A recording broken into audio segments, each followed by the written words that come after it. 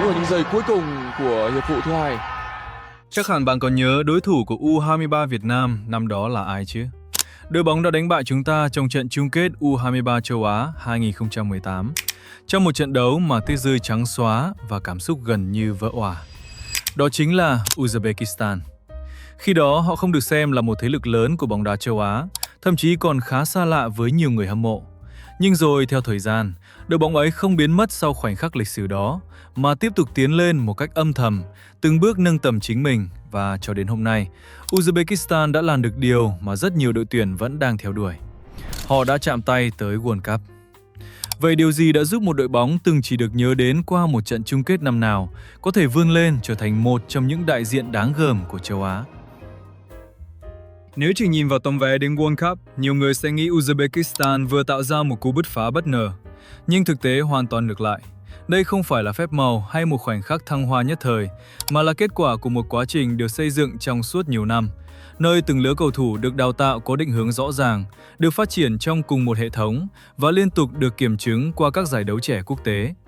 Uzbekistan không đi tìm thành công nhanh, họ chấp nhận đi chậm, xây từ gốc, kiên trì hoàn thiện từng mắt xích trong hệ thống của mình. Và chính vì vậy, khi cơ hội đến, họ không chỉ sẵn sàng mà còn đủ bản lĩnh để biến nó thành hiện thực. Với Uzbekistan, World Cup chưa bao giờ là một giấc mơ xa vời, mà là đích đến đã được chuẩn bị từ rất lâu trước đó. Để hiểu vì sao Uzbekistan có thể làm được điều đó, phải quay lại thời điểm cách đây khoảng 2 thập kỷ, khi bóng đá nước này chưa tạo được dấu ấn rõ ràng trên bản đồ châu Á. Thay vì chạy theo thành tích ngắn hạn, họ đưa ra một lựa chọn mang tính nền tảng, đó là tập trung toàn lực cho đào tạo trẻ. Từ việc xây dựng các học viện bóng đá bài bản, đầu tư cơ sở vật chất, cho tới việc chuẩn hóa giáo án huấn luyện theo hướng hiện đại. Họ không tìm kiếm những ngôi sao ngay lập tức, mà kiên nhẫn xây dựng từng thế hệ cầu thủ với cùng một triết lý phát triển.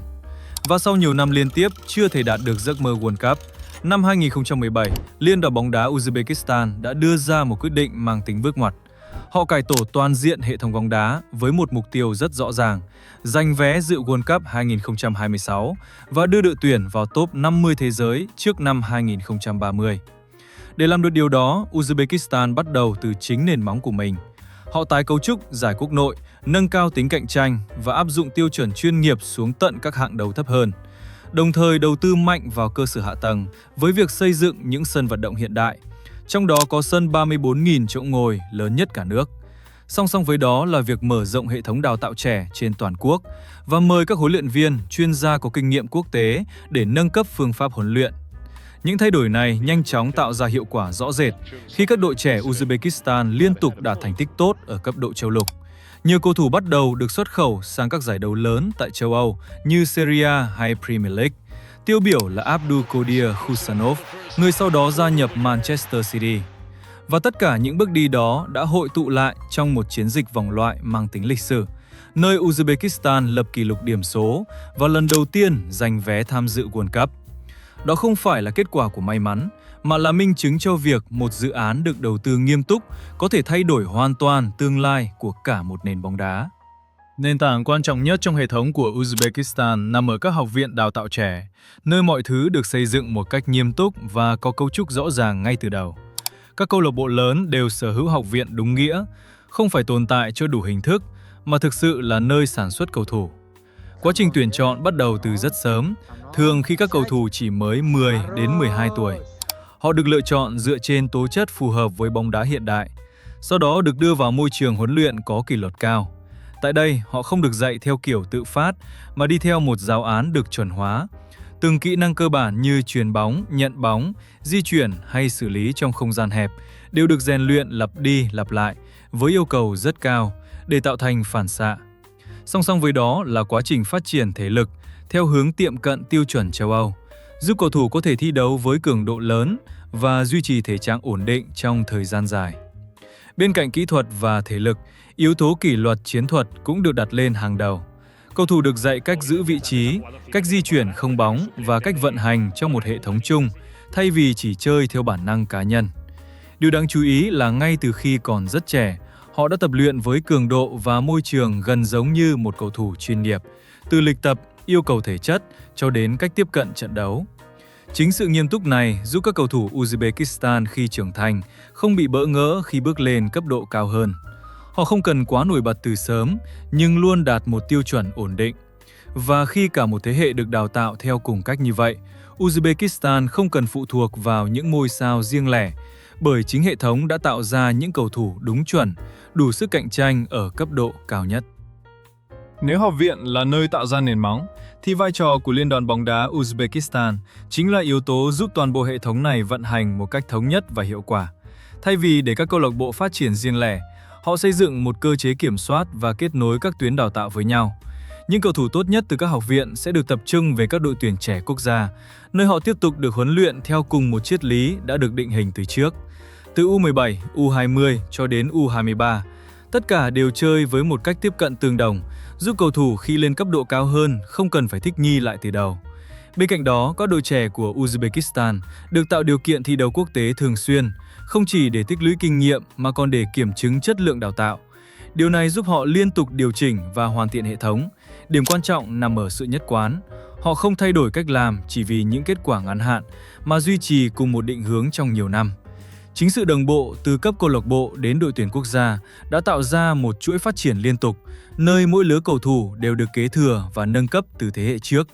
Và đó là lý do vì sao Uzbekistan có thể duy trì sức mạnh ổn định thay vì chỉ bùng nổ trong một giai đoạn ngắn. Một mảnh ghép quan trọng khác trong hệ thống của Uzbekistan chính là việc đưa cầu thủ ra thi đấu ở môi trường quốc tế.